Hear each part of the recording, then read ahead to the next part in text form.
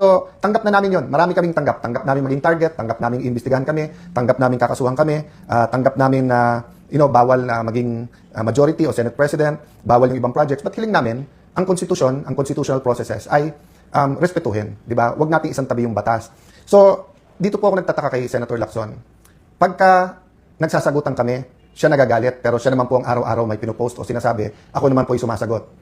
Pagka may sinabi ako, babaliin niya. Tapos sasabihin niya ay cross the line. So ulitin ko po nung nag-umpisa to, sabi ko, gusto mong imbestigahan si Alan Cayetano or kahit anong tingin mong link sa akin, sige, pero isabay natin sa investigasyon sa'yo.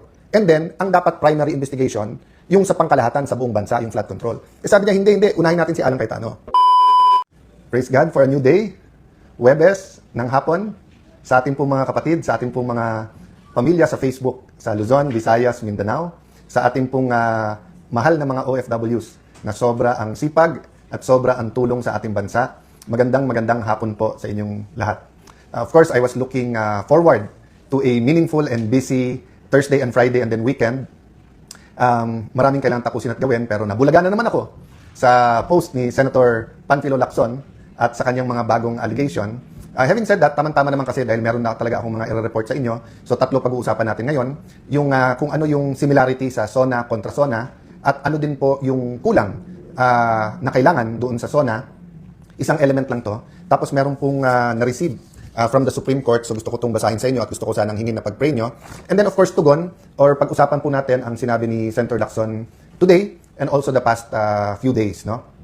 Let's do it in a very sober manner. Niremind ako ng wife ko na may panahon na makipag-alaskahan, may panahon na whether you're playful or whether umiinit ang ulo. But sabi nga niya, people deserve, especially mga Tagigenyo, to know na nasa magandang kamay ang syudad ng Taguig, na pataas ng pataas ang antas ng kabuhayan sa Taguig, na hindi po kami nagtotolerate ng corruption at saka ng ghost projects or mga anomalya. Yan po man ay local, national government, yan po man ay private. No? Wala pong perfect, pero ang importante po ay yung kung pinapayagan ito o hindi.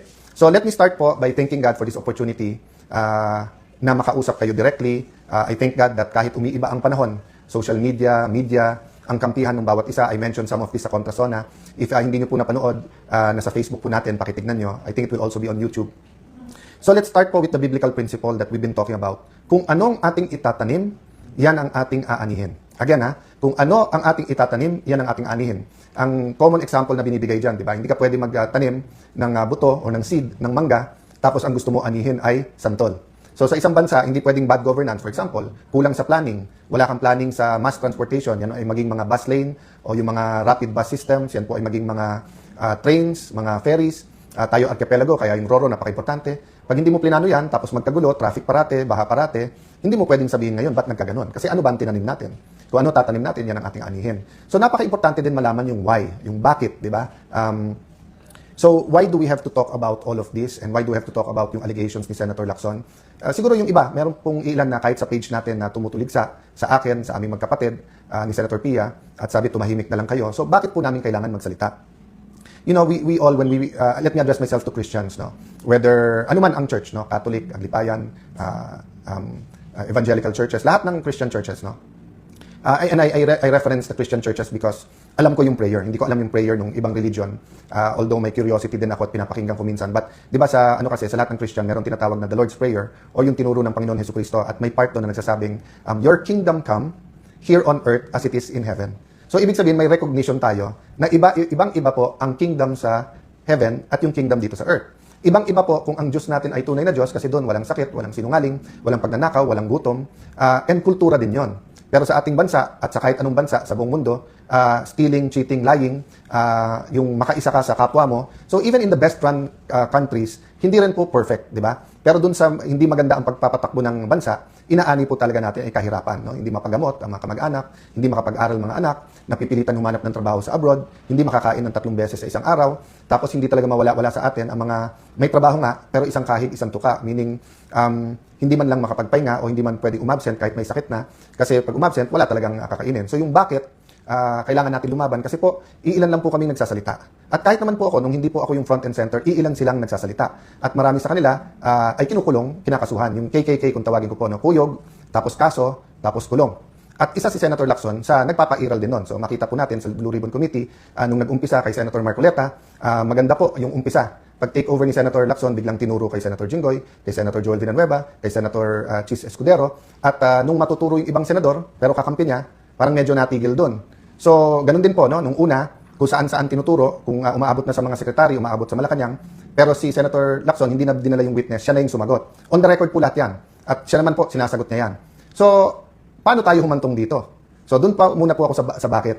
Pag wala na pong nagsalita, at na-cover up po, to be fair to this administration, to be fair to President Marcos Jr., umuusad, may mga nakukulong, may investigasyon, may lumalabas. To be fair to Secretary Dizon, for example, iniikot niya yung mga lugar at pinabibilisan.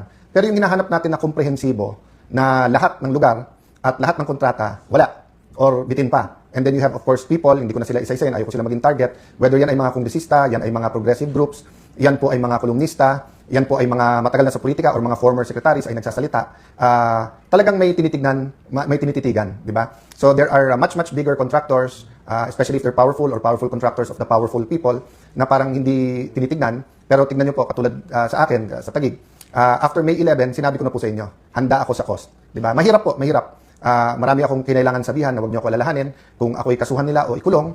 Sana naman po walang patayan, sana po walang assassination plot, and I don't think naman na meron. Pero yung kaso at kulong, tinanggap na po namin yan, di ba? At marami nagsasabing, yung kaso ni Senator Marcoleta, wala yan, hindi totoo yan, never nagkaroon ng ganyan, na campaign donation, sasabihin plunder, tapos sinabi yan sa mga nag-donate, like Mike Defensor, huwag kayong mag-alala, available yan, kasi hindi naman, porque nag-donate ka at siya na plunder, ikaw rin. Pero kita mo, nakakulong na sila ngayon, di ba?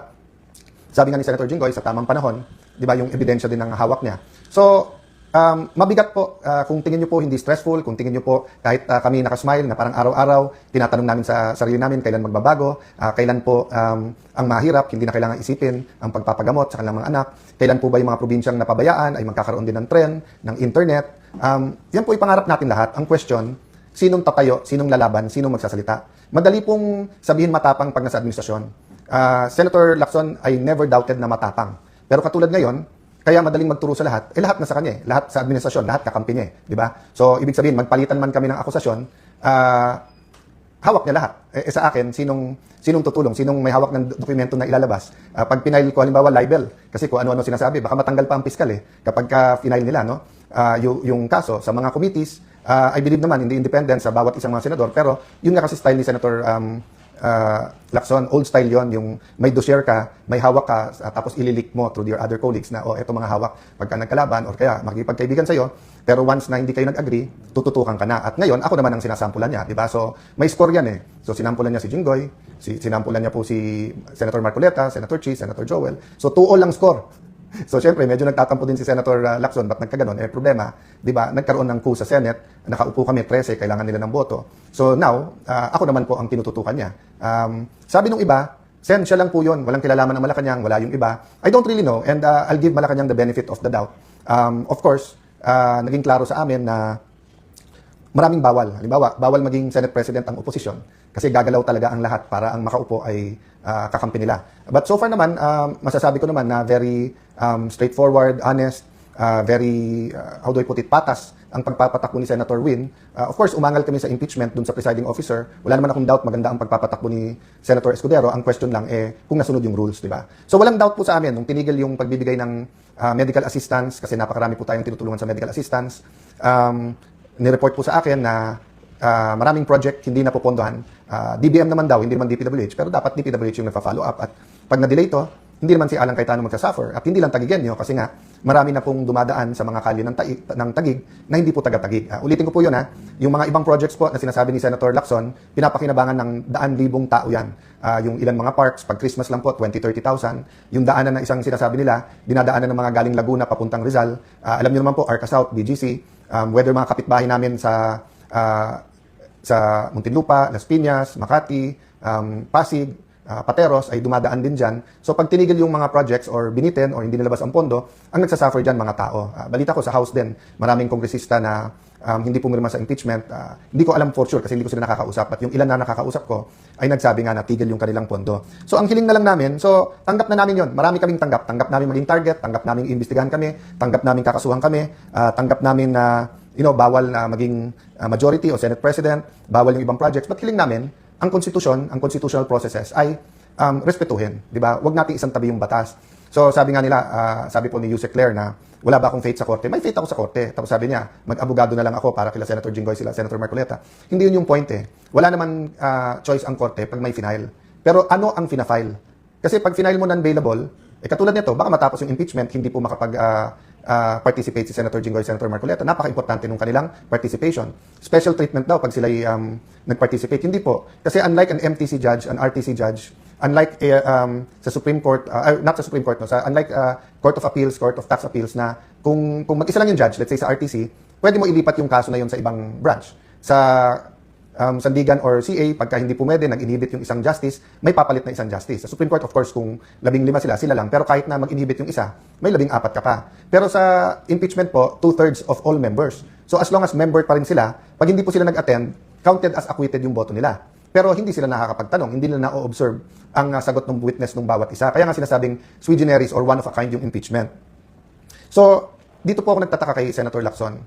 Pagka nagsasagutan kami, siya nagagalit, pero siya naman po ang araw-araw may pinopost o sinasabi, ako naman po ay sumasagot. Pagka may sinabi ako, babaliin niya. Tapos sasabihin niya ay cross the line. Ano pong example nun? Di ba po ang topic natin, kung tama na yung Supreme Court ay magbigay ng supina sa BIR, sa AMLA at saka sa mga bangko. At ang sabi po ng prosecution, kasi nga, hindi tumugon o hindi tumama sa kanyang kita at sa kanyang salin ng Vice President. So, kinumpare ko lang to. No? So, sabi ko, kung si Senator Lacson tumaas ang salin, ibig ba sabihin, pwede na natin isupina. Di ba? Yung BIR, AMLA, at saka, no? Ako din ang sumagot. Sabi ko, hindi. Kasi just because tumaas ang salin mo, hindi ibig sabihin may mali. So, hindi ko na siguro kasalanan kung mali ang rinig niya. Of course, sa kanyang pamilya or sa mga malalapit sa kanya na stress, paumanhin na na-stress kayo. Kasi kung yun yung interpretasyon, ang interpretasyon na sinasabi ko nga, walang masama. Kaya nga sabi ko, dapat may ebidensya, may accusation na may mali or may corruption. Hindi ko sinabing ganon. Pero nung sinabi niya kasi sa akin na may anomalya sa Taguig, so syempre sabi ko, edi side by side tayo. Diba? Lista ako ng 2-3 na meron din ako suspicion na hindi maayos sa iyo. O tapos yung sa akin, and then yung sa bayan. So ulitin ko po nung nag-umpisa to, sabi ko, gusto mong imbestigahan si Alan Cayetano or kahit anong tingin mong link sa akin, sige, pero isabay natin sa investigasyon sa iyo. And then, ang dapat primary investigation, yung sa pangkalahatan sa buong bansa, yung flood control. Sabi niya, hindi, unahin natin si Alan Cayetano. Okay, so ano nangyari at bakit niya sinasabing humihingi ako ng ceasefire? So nung simula siyang magsabi ng mga alegasyon, nakikinig lang ako, sabi niya may ghost. Di naman niya sinabi kung saan. So syempre, sinabi ko lang, wala. O tapos, inaraw-araw na niya ako. Tapos totoo na nag-uusap-usap yung mga senador at alam niya yon. At isang senador nagsabi sa akin, ako mahigit sa isa, Alan, hanggang saan to? Sabi ko, yung para sa bansa, kailangan lumabas yung totoo. But reasonable kami. At hindi kami papayag sa sinungaling, hindi kami papayag na kung saan-saan dinadala, di ba? Ang gusto lang namin, patas at lumabas yung totoo, katotohanan. So sabi niya, pero Alan, pag naglaban-laban yung mga senador at araw-araw na lang laban-laban senador, 3 mangyayari. 1, baka bumaksak ang rating ng senador, baka bumalik yung plano na mag-chacha or mag-charter change at alisin ng senador. Ayaw naman natin yan. Sabi ko, yes, ayaw natin yan. O pangalawa, baka mawala yung focus sa mga anomalya na dapat tinitignan natin sa iba't ibang mga ahensya. Sabi ko, yes, unless yan ang gusto ni Senator Lacson. Unless ginagamit niya talaga to para pang-distract, unless may nag-uutos sa kanya at ayaw niyang dun mapunta, gusto niya nasa amin yung focus o siya yung nasa dyaryo araw-araw. Sabi niya, pangatlo, Alan, hindi mo ba na-realize yung hirap ng ating kababayan? So sabi ko sa senador na mga kausap ko, alam ko, bakit? Hindi naman ako sa subdivision nakatira eh. So yung mga kapitbahay ko na nagta-tricycle na naglalakad na lang, o yung mga kapitbahay ko na may tricycle na minsan tumitigil na lang sa pagpapamasada dahil nga sa taas ng presyo ng gasolina at ng diesel. O doon sa mga nagrereklamo sa presyo ng kuryente, yung iba nababasa lang sa dyaryo. Sa amin, na nakatira kami sa isang community na very humble, at sa amin na very open kami sa aming community, may lumalapit talaga para sa tulong, whether yan sa kuryente, sa pagkain, sa paggagamot. Tapos tatanggalan pa kami ng pondo o ng karapatan na mag-endorse pagka dito sa medical assistance. So tignan nyo naman po kalagayan ko. Kami na po kinukuyog, kami na po kinakasuhan, kami na gustong ikulong. Sinabi na po diretso ni Senator Lacson yan na dapat si Alan ikulong. O okay na. Ang hinihingi ko lang, patas at huwag gamitin ang batas sa pabor lang sa iyo. Okay. So sabi ng ibang mga senador, anong pwede natin gawin? Sabi ko, ayusin lang natin. Di ba? Imbestigahan ang dapat imbestigahan. Wala naman nagsasuggest ng kung ano-ano. Ang salitang ceasefire hindi po nanggaling sa akin.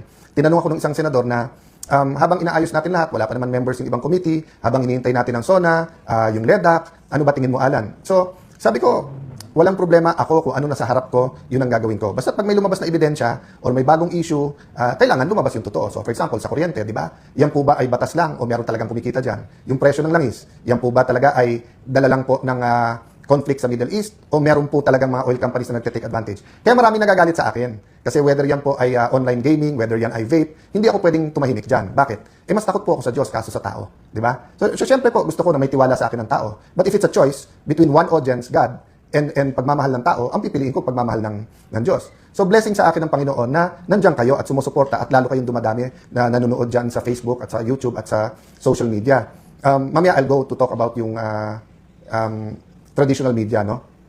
So, nung ako'y tahimik, nagagalit si Senator. Nung ako'y nagsasalita, hindi naman araw-araw din yun eh. Sabi nila, araw-araw nagsa-Facebook. Tignan nyo po yung mga post ko. Hindi po araw-araw yun.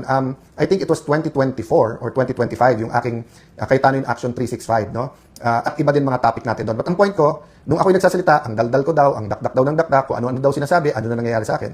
Nung tumahimik naman ako, araw-araw may bago, baka guilty, hindi mapaliwanag. Tapos ngayon sasabihin na humihingi ako sa kanya na itigil niya. Hindi ko po, sabi ko, haharapin ko. Ang hiningi ko nung tinanong ako, yung salitang ceasefire sa ibang senador na galing yon. At ang sagot ko nga, guys, hindi niyo ako kailangan kausapin kasi titignan niyo nga.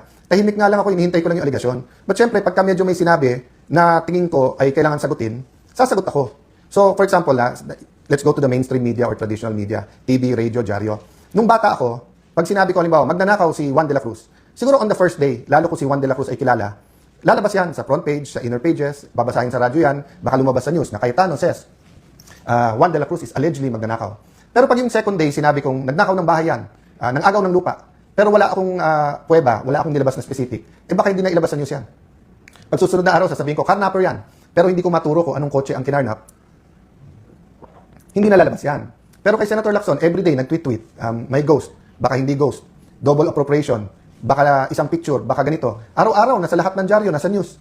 Hindi ko alam kasi hindi ko naman pinapanood interviews niya. Kung tinatanong man lang siya, sir, ano yan, saan? Pero nire-report, di ba? So, wag din magtaka yung mga kapatid natin sa traditional media, sa mainstream media, kung bakit mas marami ang may tiwala ngayon sa independent vloggers, kung bakit sa Facebook, YouTube na nanonood yung iba. Kasi nung araw, iba yung editorial standards, iba yung journalism, yung bigat. So, I mean, in general, nandiyan pa. Pero in my case, no, and in many cases, tingnan nyo yung sinasabi ko, di ba? Na 1 week, inaaraw-araw kami. Tapos halimbawa yung sinabing, we are worse than Bulacan. No, napakalaking, ano ba yung pondo sa Bulacan, sa isang distrito lang yon, times 5 ba? Kaso sa Taguig. Tapos sa Taguig, yung pondo, kasama naman dyan mga kalye, kasama dyan mga multi-purpose buildings, school buildings. At sa Taguig, makikita nyo, gumaganda ang buhay ng mga tao. I really don't mind the investigation. Basta't patas lang. So, concern po yan ng buong Senado at ng mga kasamahan. Kaya lang nga, medyo ilag din kay Senator Lacson. And ayaw ng maraming senador na may gulo. So for example today, di ba? Alam niyo po, hindi ko ka-close, hindi ko kasundo si Senator Erwin. Pero I support yung hearings niya sa Committee on Energy para mapababa ang presyo ng kuryente.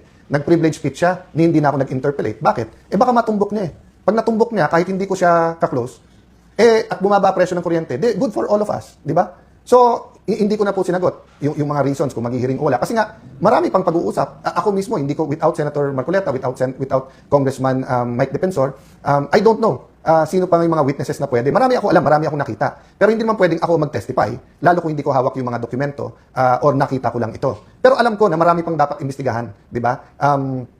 So, ang point ko po mga kababayan, parang sala sa init, sala sa lamig ang gusto po ni Senator Lacson. Pag tumahimik, guilty na, o umaareglo, etc. No? So, pwede ako either way. Pag sinabi ng mga senador, focus tayo sa ekonomiya, naghihirap na tao, siguraduhin natin maganda takbo ng impeachment. Pag sinabing, ilagay natin sa tamang timing yung hearing.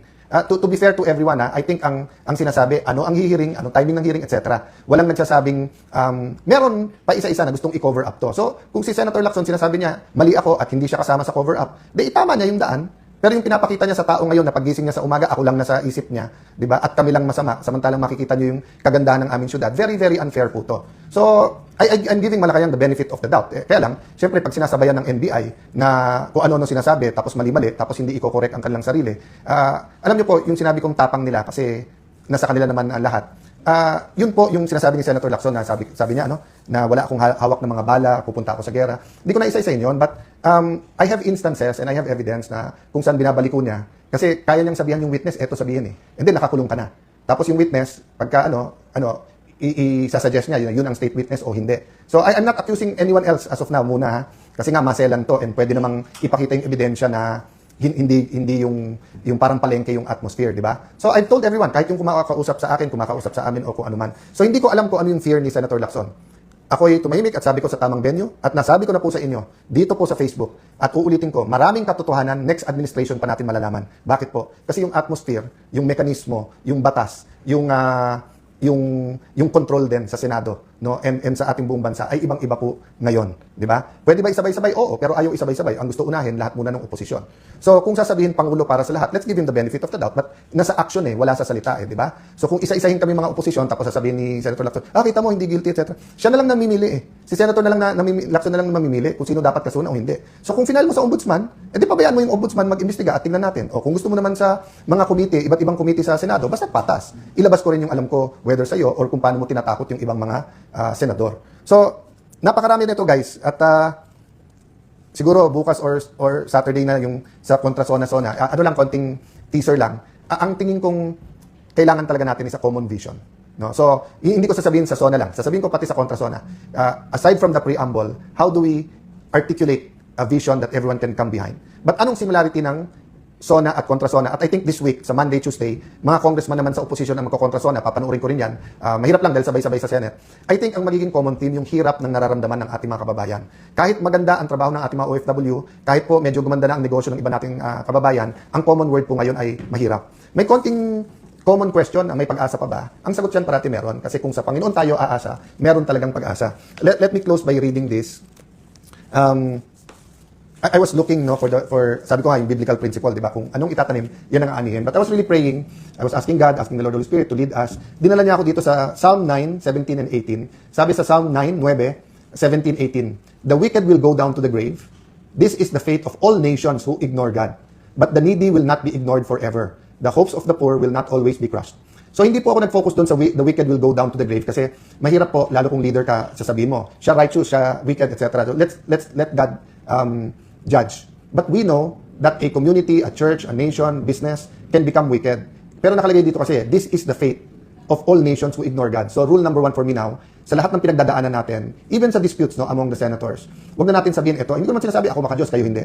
Ang sinasabi ko, hindi natin pwedeng exclude ang Panginoon sa usapan kasi siya lumikha sa atin, siya may kapangyarihan. At ang sinasabi ko, hindi yung sinong kakampi ni Lord. Dapat tayo kumampi kay Lord. At sabi dito, hindi dapat i-ignore ang Panginoon. Pangalawa, the needy will not be ignored forever. So yes, nababanggit sa bawat speech sa Sona, I do believe all 24 senators care for the needy. Pero kahit papano po, nai-ignore pa rin kasi hindi rin natututukan. Yung lang Secretary of Health, bago po inalis ba o nag-resign talaga, sobra po ang dinulot na damage sa ating health system at sa mga hindi nabiling gamot, sa mga bakuna and everything. Tapos nakalagay dito, the hopes of the poor will not always be crushed. So hindi sinabi dito na meron may hope, meron wala. Ang sinasabi minsan, nakra-crush. Diba? Tama, diba? Kasi kung halimbawa po, kapatid mo o anak mo, nagkasakit, namatay dahil walang gamot, or gutom na bansot, na stunt, o kaya hindi nakapasok sa trabaho or naging baldado dahil nga sa malnourishment, sa sobrang malnourished na, nakra-crush yung hope ng tao. So, yun po ang pakiusap ko sa buong Senado, even kay Senator Lacson, even po sa lahat ng nanonood dito. Let us be bringers of hope. I have no problem finding a solution na matuloy lahat ng investigasyon. Hindi lang Senado ang pwede mag-imbestiga, pero dapat din mag-imbestiga ang Senado. Pero hindi venue ang Senado na magtirahan ang bawat senador kasi kung hindi, wala na tayong magagawa. Pero hindi mo rin masisi ang isang senador, kasama na ako doon, na kung tatargetin nyo doon, magdidebate talaga tayo araw-araw kasi nga, kailangan kung ano ilalabas nyo sa akin, may ilalabas din ako. At wag nyo pong sisisihin if we will defend ourselves because we cannot defend the nation if we cannot defend ourselves. Diba? You want us to lose credibility para hindi kami pwedeng tumayo para sa ating bansa. Tapos kami ang sisisihin nyo pagka yung credibility nyo ay apektado. So kung gusto nyo, 0-0, start tayo from scratch. But what's the point? The point is, let's all start from the basis of truth. And kaya nga tayo nagdadasal bago magsesyon. In the hopes na ang manaig, hindi yung gusto natin, pero gusto ng Diyos. So salamat ulit sa lahat ng ating mga kababayan and I hope to find the time by Sunday or before Sunday sa mga recap. And pasensya na po kayo kung ang laman parati ng news ay bangayan ng mga senador rather than yung napaka-importante na unang pangangailangan ng ating mga kababayan. Lastly, sa mga senador na nag-a-act ng peacemakers, blessed are the peacemakers. So ang Diyos na ang maggantimpala sa inyo. So kung nami-misinterpret ang sinasabi nyo at nagagamit sa mali ang word na ceasefire o ilagay natin sa tama, mga kasama, ibang-iba po ang areglo ang ceasefire yung sa sinasabi. So ang sinasabi lang, ilagay natin sa tama para hindi maantala ang trabaho. Diba? So, ito magandang example. Diba sabi ng isang senador, pwede ba kapag iba ang pag-uusapan, wag na dito sa impeachment court. Tapos sabi ni Senator Escudero, dahil meron naman sesyon, doon natin i-bring up sa sesyon. So hindi sinabing wag. Hindi sinabing walang karapatan, hindi sinabing ceasefire. Ang sinabi lang, ilagay natin sa ayos. At siguro doon na misinterpret ni Senator Lacson na sinabing, ang feeling niya, nagsasabing tumahimik ka na. Wala po, kahit kami hindi namin hiningi na tumahimik na. Ang sinasabi lang namin, gawing specific yung allegation, ilagay sa tama. Pero yung araw-araw na general allegation, it's unfair to everyone. No? God bless you guys. Magandang hapon sa inyo.